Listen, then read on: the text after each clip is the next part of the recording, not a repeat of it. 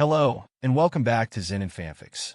Today we're starting part 23 of an exciting new series. What if Villain Deku became a teacher at U.A?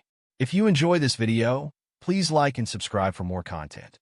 The story we're featuring is written by Bloomer Bill on fanfiction.net.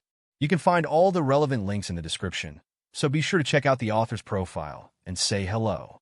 Now let's dive into the story. Oswald scowled as he stood in front of the counselor's office, mostly in an attempt to see if he could worm his way out of this if he glared at the door long enough. Unfortunately, the door was still there, and he grit his teeth as he reached up to knock at the door. He very much did not want to be here, and would much rather be waiting for Jiki and Lizard Breath in the classroom, but apparently you have to do therapy after villains drop a building on you. It was great that UA had such a nice little system, but him and shrinks don't mix. The last shrink he saw kept trying to gaslight him about the woman his dad married. And the school shrinks were all right, if a bit lazy and unhelpful. So he really wasn't looking forward to this, even if Miyake said that the shrink here wasn't that bad. Apparently, Miyake had been having sessions with him all 4 days he was out of school. He would have been back sooner, but his dad had returned to help the woman watch over him, so he was trapped with his family for all 4 days. For days of pure hell, since he couldn't even retreat to the basement, and had to sleep in the guest room in between his parents and the woman's demon child. If he didn't know how to turn off his ears by remaking them, he would have been scarred for life by what he would have heard going down in either of those rooms. "Come in." A voice called through the doors, and Oswald begrudgingly entered the room. And upon seeing it, he would have to reluctantly give UA some credit for having a counselor's office not look like a counselor's office. Because while there was a couch off to the side, it was covered in a floral pattern instead of the classic red couch, and there were more than a few baubles and ink-splat pictures spaced around. It was a mess overall, but a refreshing far cry from the sterile-looking offices he was used to. Behind the worn desk was Hound Dog, looking just as Miyake described over text, in costume minus the muzzle he wore, and his hair a touch more untamed than in his marketing pictures, and he wasn't sure how that had been accomplished. Hound Dog sniffed the air, then motioned him to come closer. "Come on in, and please sit, Oswald-san." Hound Dog requested, and Oswald would have to give him some more credit. He had remembered what Miyake had said about preferring his first name. Glancing around, Oswald chose to slump down on the couch instead of the chair across from Hound Dog, and put his head in his hand. Hound Dog stared at him, but said nothing about where he chose to sit down. "I suppose you have already heard of me from your friend Miyake." Hound Dog guessed, and he grunted back. "Yep," he added. "Well then, I suppose you'd like to just get into it then, Oswald-san?" Hound Dog asked. He hump-fed, crossing his arms. "Might as well. Want me to talk about last Sunday, right?" Oswald questioned, and Hound Dog nodded. "All right, it wasn't the best day to start with. I overslept cause I was up late and had to scramble to get my stuff together to head to the mall. It's like a 3-hour ride away by train." Oswald told him, neglecting to mention that it was the woman's forcing him to do her housework that caused him to have to put off his doing his homework until much later, which was what caused him to be up that late. "I wasn't having the best week already, so I was hoping goofing off for a couple of hours would get my mind off of it. Most of my friends were already there waiting for me. Lizard Breath was the only one not there because some idiots decided to crash their villain fight into a train station." Oswald bitterly recalled. "So we all went in without him, with me being Jiki's designated buddy, since Miyake asked me to stick with him in his place." Oswald continued to tell him. "Designated buddy?" Hound Dog questioned. "Yeah, Jiki is pretty anxious, and normally Miyake sticks around him, so he can hide behind him, but I guess I'm a close second since he likes eating my hair and all." Oswald replied, moving his hair a bit to distract himself from how oblivious he was to just hold on to Jiki's hand the whole time. It was a wonder Jiki didn't pass out once he realized what Oswald had done. "I see. Please continue." Hound Dog encouraged. "Well, not much happened before the attack. We just walked around for a bit and went to a few places. Hato bought me this little keychain of BJ." He responded, showing the little chibi best jeanist, though one of its eyes got scratched off during their escape, which only made him like it more since he planned to paint a little eye patch on it. "And when the attack happened?" Hound Dog prompted. "Well, I was getting myself a drink, so I wasn't with the rest of them in the arcade and got forced out with a wave of people before I knew what was going. When Hato, Heya, and Tagata finally came out, I asked them what was going on and where Jiki was. They told me about the villain attack and thought that Jiki was with me. We quickly realized that we couldn't find him anywhere and all freaked out." Oswald said, crossing his arms again. That split second, he realized that Jiki was still inside had been the most terrifying in his life, and he couldn't breathe until he found Jiki in that closet. I had taken advantage of the panic to get back inside, and made my way back to Jiki. He was hiding out in a closet, and we just hunkered down there for a bit, until some dumbass decided to throw a villain right where we were hiding, so we had to scramble around to avoid that mess. Oswald commented with a scowl. But the idiots had destabilized the building, and I had to push Jiki out of the way, so he wouldn't be hit by a stray attack that broke one of the support beams. Lost a leg for it, but I can regrow things like that so better me than him, you know. Oswald told him, his eyes briefly falling to the leg he had regrown, and felt that oh-so-familiar twinge in his stomach, one he knew like the back of his hand at this point. I suppose, but that shouldn't make the loss any less important. You still lost a part of yourself in a very traumatic way. Hound Dog pointed out, and Oswald scowled at him, feeling his stomach twist on itself from his words. With all due respect, I won't think about it that way. I get enough body dysmorphia as it is, and I don't want to start crying over every bit I lose of myself, sir. Oswald responded, gripping his arms, steadfastly ignoring the way his legs spasmed when he did. One of his eyebrows went up, but he didn't address it. Of course. Please continue, Oswald-san. Hound Dog implored. Oswald sked. Not much happened after that. Jiki remembered he had a cell phone and called up Izuku-sensei, while the two of us kept trying to avoid the heroes fighting around us. Had a couple more missed calls before Sensei arrived and pulled us out of there. Oswald recounted with a shrug, his mind going back to how close they were to crushed by the rock monster guy. Got treated by the medical people there, then stayed at home with the family until today. Oswald said, finishing the whole thing off. I've talked about it. Happy now? He asked, tapping his foot from his impatience. For the first time talking about it, yes. I'd like to talk with you about it again another time, but there are a couple of other things I'd like to ask you about today, Oswald-san. Hound Dog answered, and Oswald held back the urge to throw his head back and curse. Fine. What else do you want me to say? Oswald questioned. Hound Dog took a second before he spoke again. I've looked over your file, and if you'd be willing, I'd like to hear how you currently view your family. Hound Dog requested. The fuck? Oswald thought.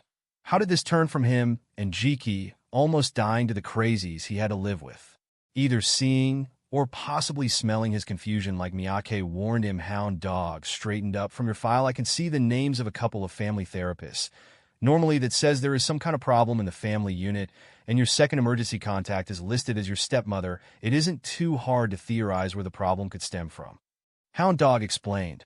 And while the past therapists were kind enough to leave some of their notes, I would much rather hear about this from you. Hound Dog told him. Oswald scowled and sunk deeper in the couch. Right, sure you do. He muttered under his breath. Wasn't the first time a shrink told him that only to try and gaslight him, and about his dad and the woman. Oswaldson, I know you are uneasy with me. However, I'd like to assure you that your parents won't have any influence over these sessions. I want you to tell me how you feel without fear of repercussions, because there aren't any. Hound Dog said. Oswald raised an eyebrow at that and huffed. Oh yeah? So, if I wanted to call that woman who married my dad a trashy bimbo and say that I just want her to drop dead in a ditch, that would be fine? Oswald pointedly and very aggressively asked. Hound Dog's ears twitched just a bit. I would prefer that you would give a touch more explanation and context for something like that, but yes, you can say that here. Hound Dog confirmed, with a slight nod. Oswald stared at the man for a moment, trying to gauge whether Hound Dog was being serious and if he should spill the beans on his family or backtrack hard. Deciding he was fucked either way after that comment, he might as well keep going. His mom, and Anne would take him in if he got pulled from UA, and Miyake wouldn't snitch on him considering he was pretty sure Miyake's dad was part of a gang or something. So, he relaxed a bit and put his head back in his hand. Well, I don't know if my family wasn't trash, but the first couple of years were alright, I guess. Still had my mom and Aunt Trinity around, but I started noticing how weird my dad was when I was around 3. Oswald told him. It wasn't until I was 4 that I figured out he was cheating on my mom. Not sure for how long, but my half-brother is only 2 years younger than me, so I know they were together for a while. Things were a bit tense after that since I lost a lot of respect for him, but then that legalized walking disaster ruined everything. Oswald spat. Walking disaster?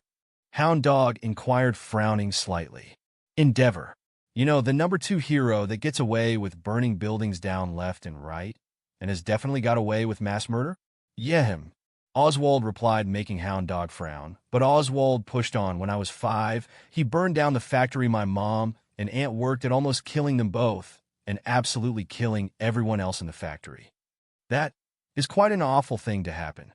Hound Dog commented, clearly having trouble staying neutral. As he said it, given Oswald could see his fingers were pressed against the desk.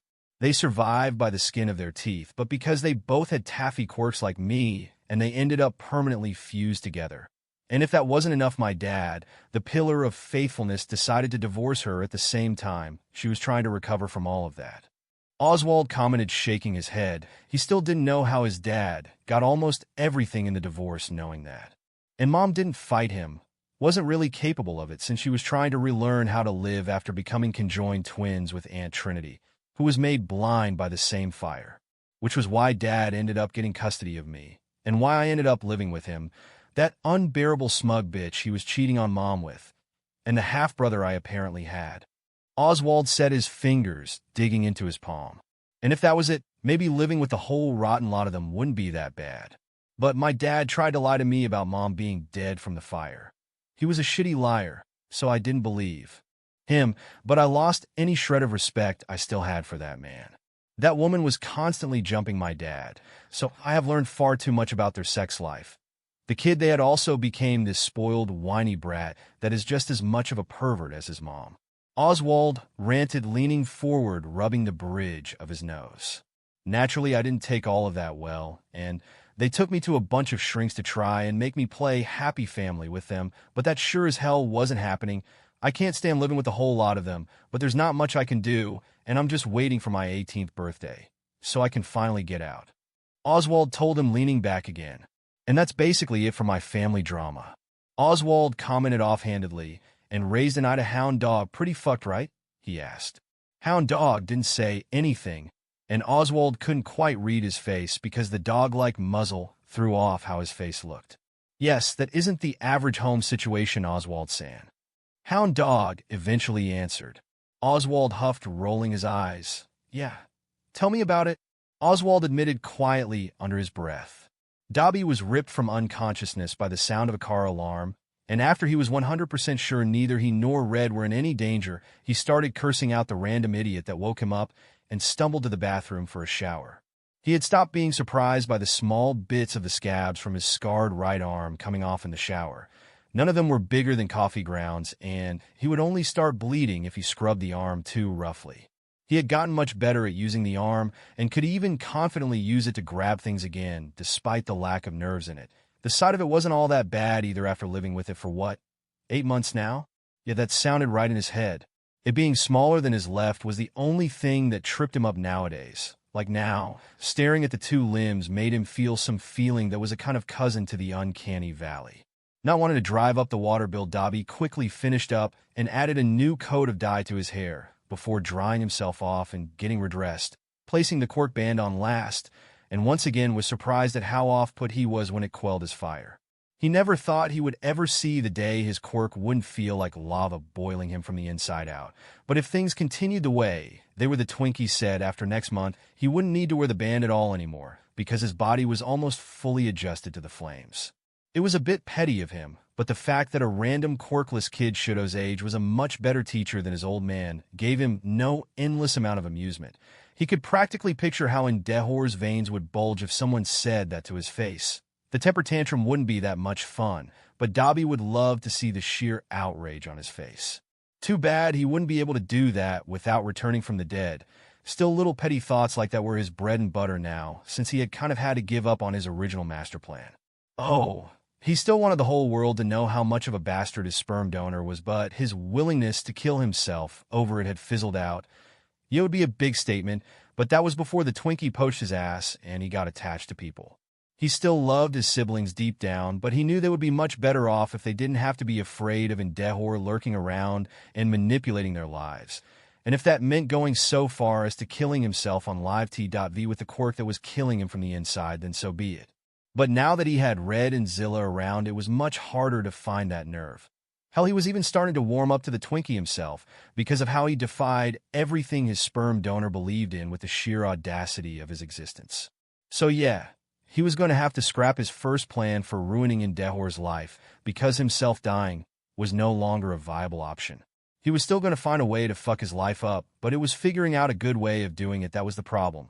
Mainly because he had a lot more options now with the Twinkie's connections. If he waited long enough, he would have enough money to pay those rabbits to give him proof of all the shady crap Indehor did to buy his mom, and maybe even some of the abuse too if he played his cards right. That was not to mention how easy it would be to ask around and find some kind of mind reader or truth court person that could verify what he was saying.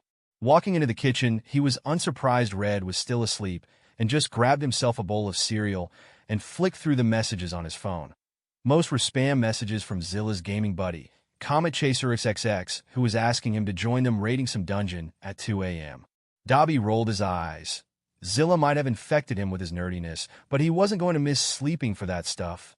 At least Space Case had stopped leaving the odd thread of stealing all of his left shoes when he didn't respond to him. After he cleaned out his bowl, Dobby grabbed his jacket and left the apartment to get started on his patrol work. It wasn't like he was going to get back to sleep anyways. Just another reason to be pissy with his sperm donor. A pleasant shiver shot up his spine as soon as he was hit by the brisk pre-sunrise chill, and Dobby relished in it. With how things were in Indehor's house, he didn't get to indulge in the cold except for when his mom or Fuyumi used their quirks on him after a training session, so he had no idea how good it felt. Now, though, he made sure to enjoy all the snow and ice freezing him. The Twinkie would probably say it's because his body was built for it, and that was why it felt so good. Couldn't bring himself to disagree with how the tingling went all the way down to his fingertips. Dobby passed a gang of 3 as he strolled in and traded polite nods with Pointy Blue Annette. He was quite accepted in the South Side now and could just about go anywhere he wanted. A few gangs were paranoid, but they were in the minority, so he could simply walk from point A to point B now. The rest of the day was pretty average. He had to break up a few fights between different groups. Some kids decided he was a jungle gym at one point and crawled all over him when he sat down for a break. Zilla ripped up another coat somehow, and he had to bring the dumb lizard back home. He greeted Hamster Girl and Tinker Toy as they went to see Charlotte's kid. When it was time for his quirk lesson, he noted it was the suit clone's turn. He was still a bit weirded out by the thought of 3 Twinkies running around the island, but at least he didn't have to deal with all 3 of them at once. When they got down to training, he was quite happy how well his pyrokinesis was coming along since he could control flames as tall as himself now, without having to rely on his right hand as well. By the end of it, he was drying his hair and noticed the suit hadn't left yet, and raised an eye. The clone's hands went behind his back before he spoke. "Dobby, could I borrow you for a moment? There is something I've been meaning to ask you," the suit inquired. Dobby had noticed the slip of "we" and chose not to mention it. While the Twinkie assured them that the clones didn't share a hive mind with him, Dobby wasn't quite so convinced with how in sync the 3 of them were. But if the Twinkie trusted the jolly idiots clones of him weren't going to turn on him, he wasn't going to openly voice his concerns just yet.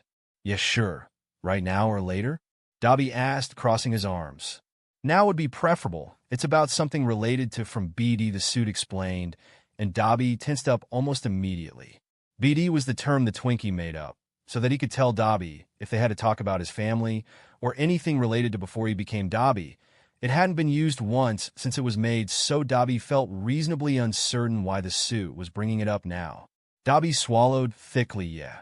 Dobby agreed, his eyes darting around, spotting 1 or 2 people puttering about their daily lives. "Follow me," the suit whispered, leading him away to Charlotte's building and texting someone on his phone. Before he could ask, one of the black and purple mist portals opened, and the suit tugged on his jacket sleeve. "Come on, we're going somewhere we won't be overheard," the suit assured. Dobby hesitated, glancing at the suit, his stomach turning uncomfortably at the thought of blindly following the imitation of a person. Because as real as this thing looked, it wasn't the Twinkie, and despite knowing the Twinkie used the portals regularly to move around the island, Dobby just didn't know what would be on the other side. Sensing his clear discomfort, the suit grabbed his jacket sleeve again, and just holding it. "You don't need to worry, Dobby. Giri-Kuin's quirk is very safe, and none of us would ever take advantage of your trust in us. Not me, not Ria, and especially not Deku," the suit promised before he pulled him towards the portal. Dobby, despite his mind screaming at him, followed the suit into the portal, and he recoiled at odd spine-tingling sensation of being consumed by the mist and nearly choked on it before he was spat back out. Still reeling, he almost fell over as he coughed on the leftover mist, but the suit was quick on his feet and held him up. "Oh my gosh, Dobby, I am so sorry. I should have told you to hold your breath before we went in. People always choke on the mist the first time."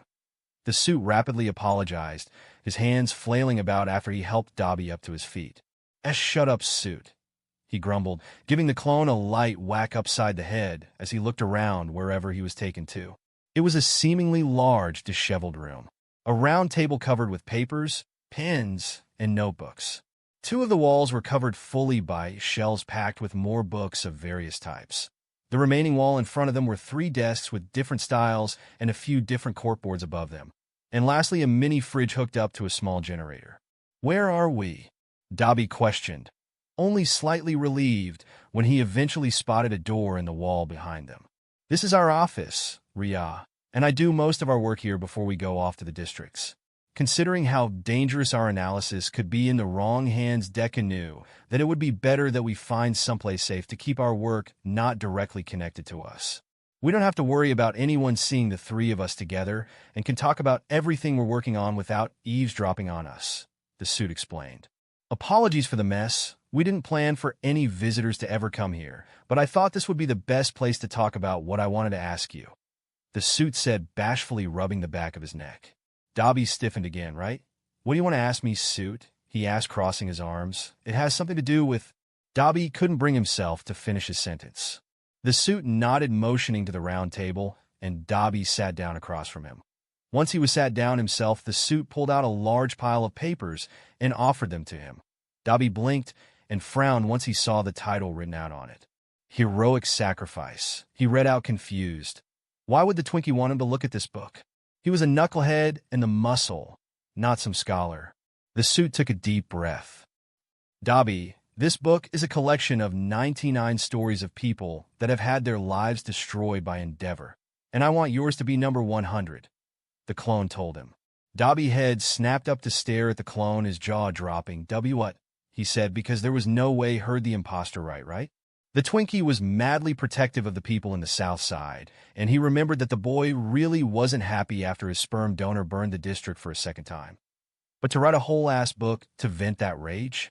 The suit locked eyes with him, and Dobby was stuck by just how sharp the clone's eye was. Dobby, even long before Deku started his work in the South Side, he didn't hold the highest view of the number 2 hero, but after the South Side Inferno, Suit cut himself off, his eyes going down to his balled fists on his lap. He decided that if no one else was going to protect these people, then he would, and he has done his best to do just that. But as you've seen, he can't do that alone, not anymore. This book holds a list of people that have either been killed by Endeavor or had their lives completely ruined by him being a careless bastard abusing his hero license. The clone continued with a venomous hint to his tone. "Careless?" Dobby questioned. His sperm donor was god-awful, but Dobby wouldn't say he was careless. Endeavor was far too controlling of their lives to be so continuously and blatantly terrible on the job, given his numbers were his pride and joy. The clone gave him a slightly disappointed look. "Dobby, you know how Endeavor's shoulders and hair are consistently on fire? He did that even at home, correct?" The suit pressed. "Yeah," Dobby confirmed, unsure if he should feel dumb about not knowing where the clone was going with that point. Dobby, after all these years, how can he have enough control to keep his face lit with just enough fire to not set anything else on fire or set off fire alarms, but not enough to control to keep his flames from burning down multiple city blocks? The clone pointedly questioned. Dobby shrunk in on himself. His mouth opened, then closed, unable to find any words. "In less than a year, you have shown more control over your flames than Endeavor has since his whole career after he left you. And do I really have to spell out what that means to you, Dobby?" the clone asked, and Dobby shook his head, shame twisting his guts in knots as the realization settled in. The suit hung his head with a sigh. "Dobby, if your father wasn't the number 2 for so long, then he would have been locked away for depraved heart murder by now. We don't like writing people off as irredeemable, but all 3 of us agree that Endeavor being free would lead to far more death and destruction than he supposedly prevents," he explained, then pointed to the manuscript Dobby held. That book is part of our plan to ensure that Endeavor will finally pay the price for all of his crimes. By having Endeavor be brought up on war crimes, it will ensure that he can't use the goodwill he has with the Commission to wiggle out of the charges. The clone further elaborated for him. But Dobby's brain couldn't help backtracking, and though he really shouldn't be surprised at this point, he couldn't help dumbly repeating war crimes, the two words weighing down his tongue oddly, making it feel like lead. Another sigh came from the clone. Despite your less than formal education, I believe you are aware of biological warfare, being highly illegal according to the Geneva Convention, correct? The clone asked, and Dobby nodded his head. While the first generations of Quirk people were often used like dogs of war, and the government used them to wage war on other countries, and much like dogs, there were selective breeding programs to get people with stronger quirks, and like every pre-Quirk video game said in Neon Marquee, those super soldier programs backfired hard. The clone told him that in the sky, rocketing numbers of antithesis quirks like yours caused the newly reformed United Nations Council formed after the Second Quirk War to make arranged marriages for the purpose of making stronger quirk children classified as an act of biological warfare. As far as the world is concerned, making a targeted biological weapon and quirk marriages are the same thing. The clone said, rounding it back to what prompted this question in the first place. Dobby's body slumped in the chair as he tried to wrap his mind around what the suit had just explained to him. He and his siblings had all known that quirk marriages were illegal considering how much work their sperm donor had gone through to bury how he bought their mom. But to know it was considered a war crime? It was just, he didn't even know how to feel about that. That, Dobby, is why we want to add your story to the book. There will be plenty of outrage if we just produce this book, as it is given how many stories involve children. But the story of Tuya, the eldest son who died a victim of a highly illegal quirk marriage, would guarantee that the UN will get involved and make sure Endeavor goes to prison. The clone explained. Dobby's eyes went down to a large stack of papers in his hands. He had the literal key to utterly destroy everything Endeavor had worked for right under his nose, and the Twinkie was happily offering it up to him. He had dreamed of finally getting revenge on his old man and freeing his siblings in the process. Normally, he was always thought he'd be watching on from beyond the grave as his siblings became happy and free to become whatever they wanted once he brought the bastard down. But now he could do that without the dying part. How long would it take to get him in jail this way? Dobby asked, his right hand trembling as it traced the title. Since we're producing the book in 6 different languages, it will 6 months to make enough copies. Another 6 to get them clear to be put on shelves in all the countries we plan to ship it to. So we'll be on shelves either by January or February next year. After that, however, it's anyone's guess. If I could, I would just send a copy straight to the U.N's headquarters, but in order for them to investigate, we can't risk influencing them. The public outrage will help, though, the suit answered. Part of Dobby wanted to say to hell with the politics of it, but deep down he understood where the clone was coming from. His former plan would have taken many years to come to fruition the way he wanted it to. However, just rolling over and letting the Twinkie handle everything left a sour taste in his mouth. What would happen to Natsuo and Shudo if your plan works, suit? Dobby questioned, knowing that the two of them would be the most vulnerable by Endeavor being imprisoned. Deku has a good friend that is working with Natsuo, as in Yimti, and Natsuo has been going to his current college under scholarship long enough that can't legally be taken away at this point. And if you yourself don't want to come forward as Tuya, then we have already found someone else in your family unconnected to your immediate family that can provide for Shudo. The clone assured easily enough, likely anticipating he would ask that. Dobby scowled at that. Who? He questioned. Your mother has a younger half-brother that has never had any direct contact with your family, because he was the product of an affair your maternal grandfather had. We've run him through a background check via the Vespas, but he seems like a good choice for guardian, the suit answered. Dobby bit his lip and stared at the papers again, conflicting thoughts and feelings swirling around inside of him as he carefully weighed the pros and cons of agreeing to do this. After what felt like an eternity, just thinking, Dobby took a breath and steeled himself before he told the clone his decision. I'll be the 100th person in this book of misery you're making on 2 conditions, Dobby said, his stomach feeling as heavy as lead. The suit nodded, a hand motioning for him to continue with a wave. Firstly, I get to pick which of my memories of that bastard goes in this book, and secondly, I get to write it and you guys just add it in as it is. Got it? Dobby laid out. The clone didn't hesitate to nod his head again. All of that will be fine. he said, then bowed as far as he could in his chair. "Thank you for helping us, Dobby. You have no idea what this means to us," the clone heartfully added. Dobby huffed, tossing the papers back at the suit, and crossed his arms. Yeah. Dobby replied, swiftly standing up and shoving his hands into his jacket's pockets. "Can you send me back so I can get back to work?"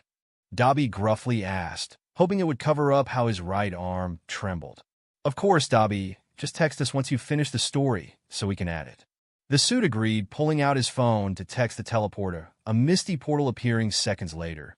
"This will take you back to the apartments. Rial will be around in a couple of days like usual," the suit added. Dobby nodded and took a deep breath before stepping through the portal. The feeling of the mist wasn't any less odd, and he was grateful to be out of it just as quickly. He had no idea how the Twinkie dealt with that feeling multiple times every day. Once he got his bearings, Dobby immediately jumped right back into his patrol, mainly to distract himself from what he had just agreed to. Because Dobby knew exactly which story he was going to add, the thought of writing it out made his guts twist themselves into even tighter knots, but it would show the world just how far his sperm donor was willing to go. It might also bring his sibling some closure about what happened that night all those years ago. The true death of Todoroki Tuya was hardly a story most knew of. He just needed to find a way to keep his hands from trembling as he wrote it. For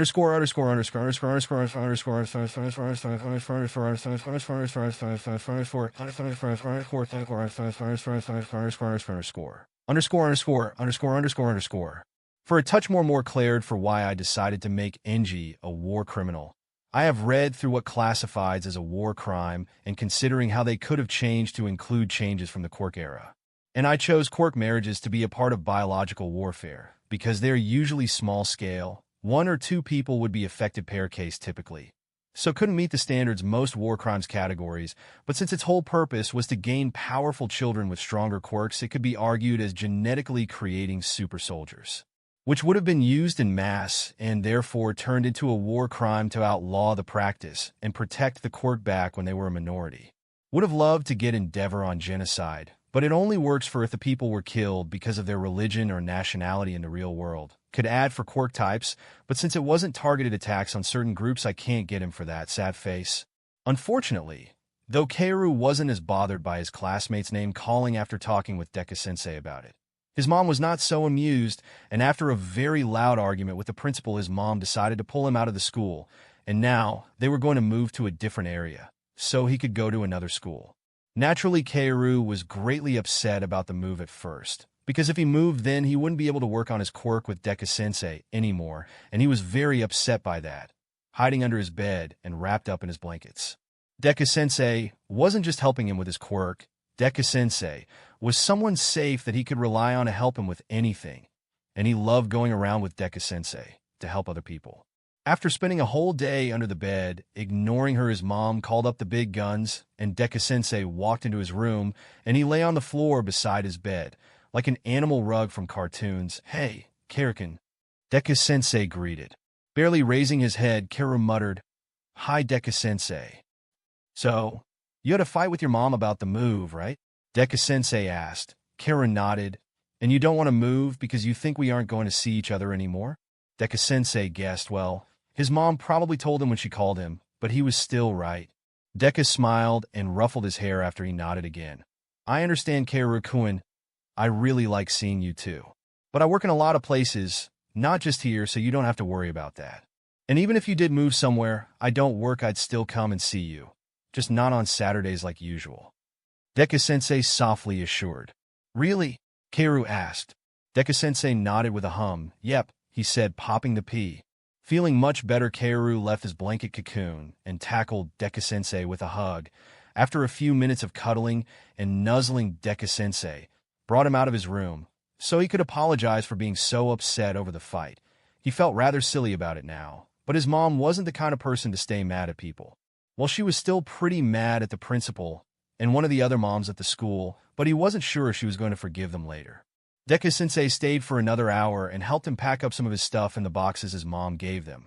The first things Kaoru packed were the nice little toys Deku-Sensei bought him, especially the hand-sized strawberry squeaker, even if it didn't taste like strawberries anymore. Moving had gone by pretty fast. Once he wasn't fighting it, and by the end of the week, they were in a new apartment building somewhere in Wakayama, if you remember the prefecture right. It was a nicer area, and the park certainly looked better than the old one near their old apartment. He did notice that their neighbors would give him a double take when they saw him or when his mom introduced him. He wasn't surprised by that. People always did that because he looked way more like his dad. Well, his dad didn't have stripes, but everything else looked like him, but with dark brown instead of green like him. His mom got really huffy when people asked if he was adopted. He didn't know why, though. Deku-Sensei had told him that adoption was when someone chose to love someone they weren't related to like family, because they wanted to, and he didn't know why his mom would be upset by that since that sounded pretty nice. He went down to play at the park the day after they were moved in enough to be comfortable to sleep there, and he was unsurprised when the kids there all just stared at him. The whispering of pointing started soon after while he decided to climb up on the monkey bars, happily walking across the structure on all fours. Kaoru had a bit of fun playing around on the equipment, and he did try to approach some of the kids there, but quickly got the feeling the other kids would prefer that he left them alone. Kaoru pouted a bit when he realized that but wasn't going to kick up a fuss about it, and just went over and climbed up a tree because he saw a bird's nest in it. He was a bit disappointed that there weren't any eggs in it, but it was nice up in the tree, so he sat up in it for a few minutes before going home. His mom was still unpacking things, and Kaoru asked if he could help. His mom smiled and pushed a bag of groceries toward him to put away in their new kitchen. Kaoru had 2 more days of unpacking and exploring the neighborhood before he was sent off to his new school, one that unfortunately had a uniform which didn't induce large tails like is in their design. His mom was used to mending his clothes, so it wasn't that bad, and he was dropped off at school early by his mom. She gave his forehead a quick peck, then left with a wave. The building wasn't all that impressive, so Kaoru decided to wander the halls for a bit as he looked for his new classroom. His mom had made sure to write his classroom number on a slip of paper for him. Finding the room was quite easy, so he had to end his wandering early and just explored the room for a while as other students trickled into the room. He got quite a few looks here, and he even saw a couple of kids from the playground were in his class. Honestly, he was getting sort of bored at this point and had taken to chewing on one of the quiet chew toys Deku-Sensei got him as he sat on a shelf above the cubbies waiting for the teacher to show up. Of course, doing this wasn't normal for most kids, and he was being openly stared at by his classmates now. Teacher, a short woman with glasses, eventually came in and scolded him when she saw where he was. She gave him the normal, "You could have fallen and broke your head" lecture, then she brought him to the front of the class to introduce himself. "Hello, I'm Ito Kaoru. I'm going to turn 7 later this month. I like climbing trees and my quirk is called Paniko's Distortion," Kaoru said with a little bow. The muttering picked up again about the odd name of his quirk. "What's a pankados?" a girl boldly asked, and Kaoru winced hearing her butcher Panikos. Deku-Sensei had been the one to help his mom rename his quirk, and it had taken a lot of time for him to pronounce the word himself, even with Deku-Sensei's help. "Panikos," he repeated slowly. "I can warp what the world around me looks like. It normally affects up to 6 meters around me currently, and the people around me feel really sick. Plus, it's really hard to concentrate, because it really messes with the mind." Kaoru explained, repeating the explanation Deku-Sensei had given him. The room fell silent at that, most of them just staring at him. A few were pale, and 1 or 2 looked very pale. "Thank you, Ito. Now why don't you go sit over at the table in the back with Imai and Kubo," Miura-sensei instructed, and he went to sit where she told him, both of the boys sitting there shuffling in their seats and looking at him when they thought he wasn't looking. Kaoru couldn't help pouting in his head, a touch disappointed. He had hoped at least one person wouldn't act like he was super weird because his mom had to ask for a lot of favors to transfer here for him to go to a better school. He'd hate for her to think it was pointless, but at least he had grown up with most of the kids at his old school, so he wasn't the new kid. When it came time for recess, he and the rest of the class were led to the playground and left to their own devices with the teachers watching from a few feet away. Having not made any friends in class, Kaoru didn't hesitate to break away from them and moved off to the side to look over the whole area. It was quite nice, 3 different slides, 8 swings, and more than a few other things, but his eyes were drawn to an odd flash of white, red, and blue way off to the side. Turning to look, his mouth fell open slightly as he spotted a boy sitting under a tree. Said boy was almost completely black and white and looked like a cartoon character, if it weren't for the red and blue haze around him that made him look like he was flickering in and out of sight. Incredibly curious, Kaoru walked over to the boy, and the boy must have spotted him too.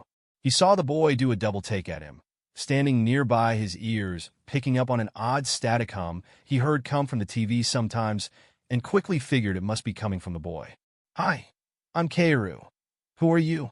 Kaoru asked.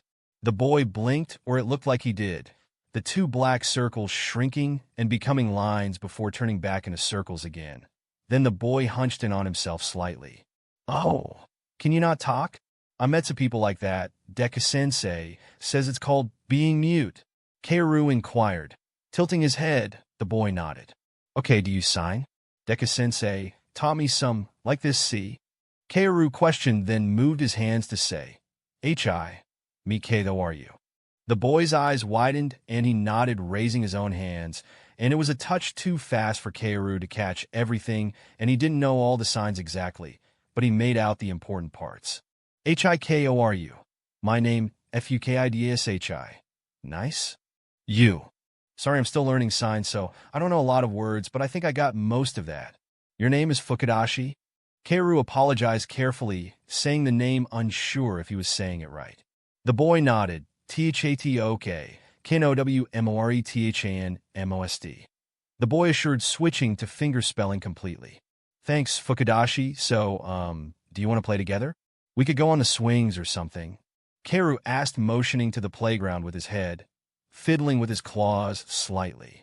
Fukudashi blinked again. "Wuldliketo, beauty cntgothere," the boy told him. "Huh? Why not?" Kaoru questioned. "My SDICCUSETO, MENY, PUPLESICK," Fukudashi explained. Kaoru blinked confused, then his eyes went wide as he got a thought. "What do you mean, that humming? That makes most people feel sick or something." Kaoru guessed, and Fukudashi nodded. I guess I must be kind of immune to it or something. Because of my own quirk, it causes people to feel sick too." Kaoru commented, a bit surprised. Fukudashi blinked, then signed QUJRK, looking a touch confused. "Oh yeah, my quirk is called Paniko's Distortion. I'm not using it right now, but it makes people feel super sick, see funny things, and there is this humming that's much louder and sharper. Deku-Sensei said it was tetanus or something like that." Kaoru told the boy. Fukudashi blinked again. "OURQIRKSSAME?" he asked, hands trembling slightly. "Yeah, I think they are. That's cool.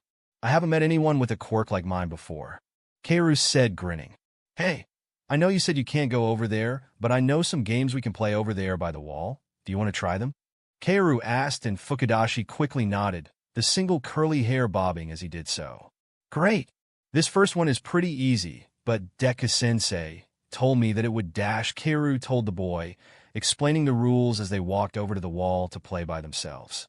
Manga puffed as he ran down to his brother's school.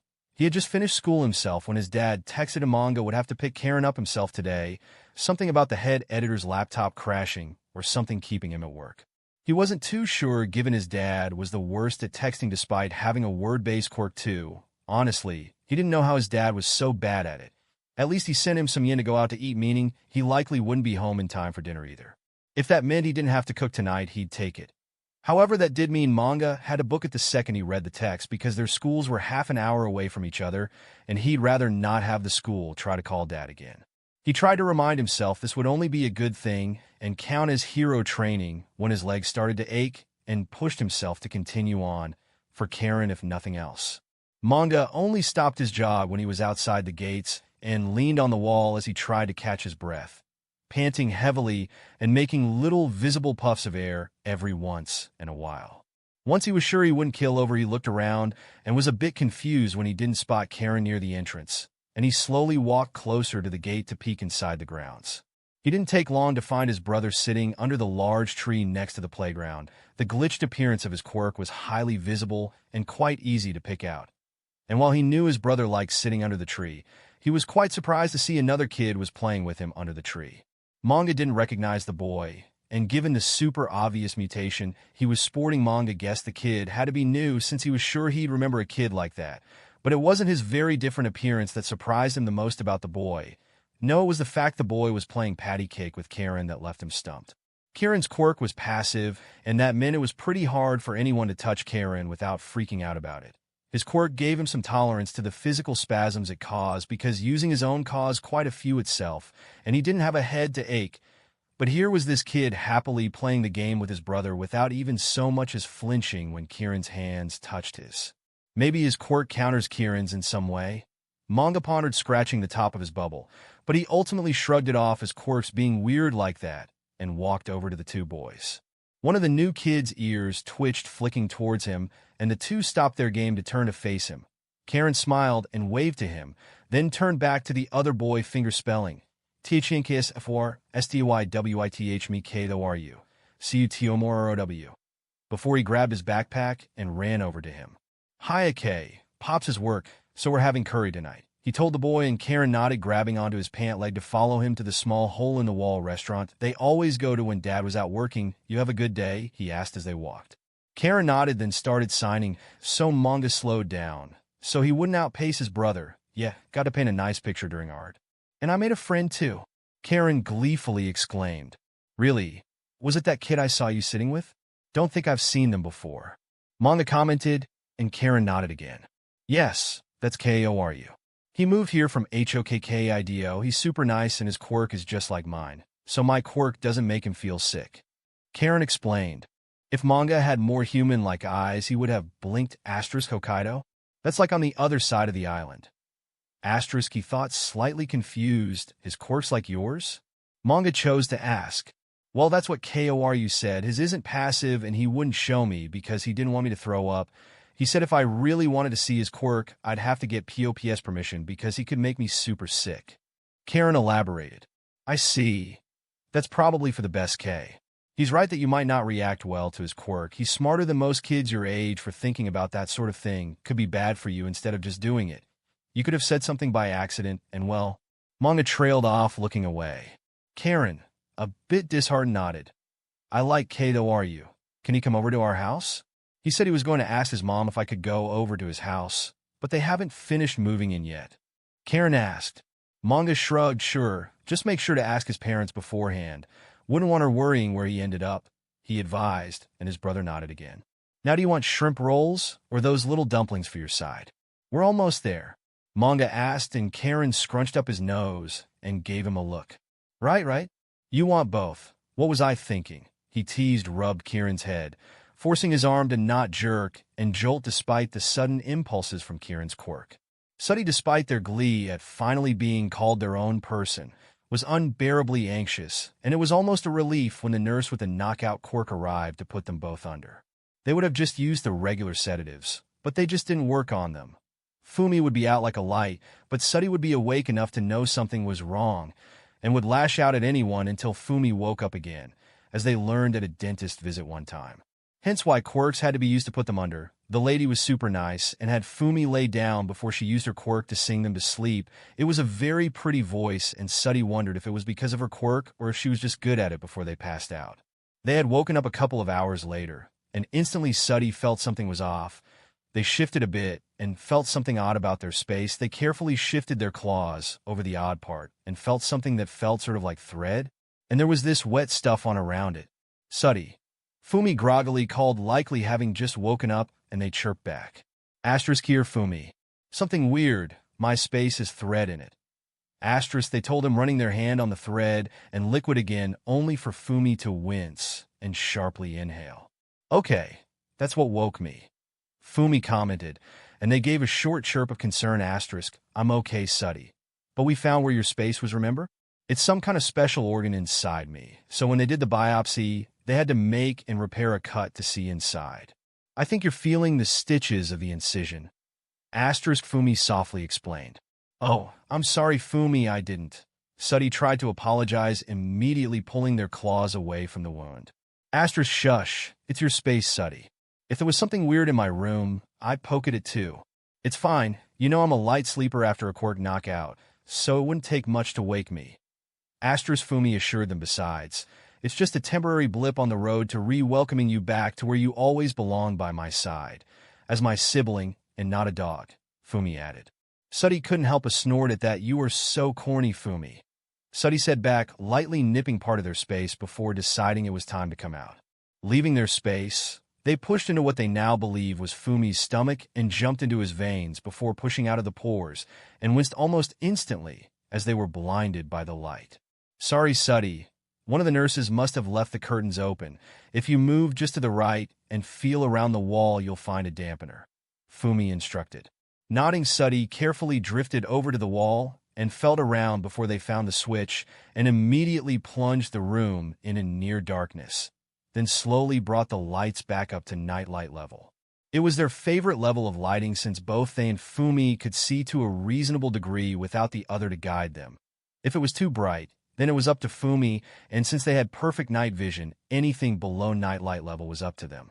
There wasn't anyone else in the room other than Fumi, so Suddy floated back over to him and snuggled up in between his side and his arm. Fumi gently started stroking their feathers, and they began chirping in return. The two of them basked in the moment for a few minutes before Fumi sighed, contentedly asterisk, "Well, I'm still sore where they cut me open. Guts feel a bit weird, but that's it for me. Do you feel anything?" Asterisk, Fumi asked, his other hand going over his belly button briefly. Asterisk, still waking up, but other than that, not really. "Do you want me to page a nurse for some pain pills? Or something, Fumi?" Asterisk, Suddy offered, spotting the call button on a tray in arm's reach. Fumi shook his head, laying his head back down. Asterisk, "No, just cuddles will be enough for now. I want to get as much as we can before our parents suffocate you, with almost 15 years of back pay on affection." Asterisk, Fumi replied, patting his chest. Suddy nodded and crept up on his chest, laying on top of him by spreading themselves out, and the two of them basically just laid there quietly waiting for someone to come by. They had about an hour before their mom came in. She had sat with them and explained what had happened while they were both out. The biopsy went quite well, and when they got to the odd organ beside his stomach, the surgeon found Suddy curled up inside of it, something that had been mildly expected given the nature of the familiar quirks. But when they examined the tissue sample that they took of the organ, they found that the flesh was only a 97% match to the blood sample they took from Fumi, which should be impossible because such a match would only come up if it came from an identical twin. The only way to confirm without a doubt if Dark Shadow was more than a familiar quirk would be if they had a physical body to also run that DNA, but given they were an elemental being and they hadn't found a way to test such people, it was all just speculation. Softly, she took Fumi's hand, and her eyes locked on first on Fumi's, then to Suddy's. In light of this, a lot of old memories came back. Ones where you insisted your imaginary friend wasn't just something you made up. "ISIS, there's something you want to tell us? Something you couldn't before?" she asked, simple sincerity in her question, glancing at Suddy before he answered. Fumi took then gingerly motioned towards Suddy with his palm, facing upwards. "Mom, I'd like to introduce you to my life partner and most cherished companion, Tokoemi Suddy, my sibling and your other child." Fumi presented, and their mom's eyes softened a bit. She reached a hand out to them, and hesitantly, they moved forward, and their mom started to stroke their feathers. "It's so wonderful to finally meet you, little one," she said with quite a bit of difficulty, clearly choked up as tears welled in her eyes. Rushing forward, they buried themselves in their face and their mom's neck as they hugged her. "It's nice to meet you to Mom," they whispered, feeling their hearts soar as Mom hugged them back. To say things were wildly different once they got home from the hospital was an understatement. They had already had proper introductions back in the hospital of their name and pronouns. Suddy, they slashed them, but their mother had wanted to sit down with the two of them and formally apologize. Firstly, for being so dehumanizing to Suddy over the years, and to tell them how sorry she was for being completely oblivious to something so obvious that strangers could pick up on it. While neither of them held a grudge over their treatment, it was relieving to hear one of them apologize for it. And though the two were dying to get to know Suddy, they let them integrate themselves at their own pace. And of course, since they didn't have to go on with their ruse, a lot of the rules on themselves were abandoned since they weren't needed anymore. Their mother had offered to let them transfer to a different school, given the reason for enrolling them there was no longer valid. But Suddy and Fumi shut that down really quick. The school was quite average to them, but that would also mean that they wouldn't be able to see Bakugo again, which wasn't happening. Bakugo had never treated them anything less than human and showered them with gifts. He was their first friend, and Suddy wasn't going to part with him without a fight. Fumi didn't feel quite as strongly as they did on the matter, but was right alongside them in the fact that he didn't want to leave Bakugo behind. However, as great as everything was going, there was only one incy-wincy little problem that had been bugging Suddy. They had yet to find the perfect thank you gift for helping them come forward to their parents as a person.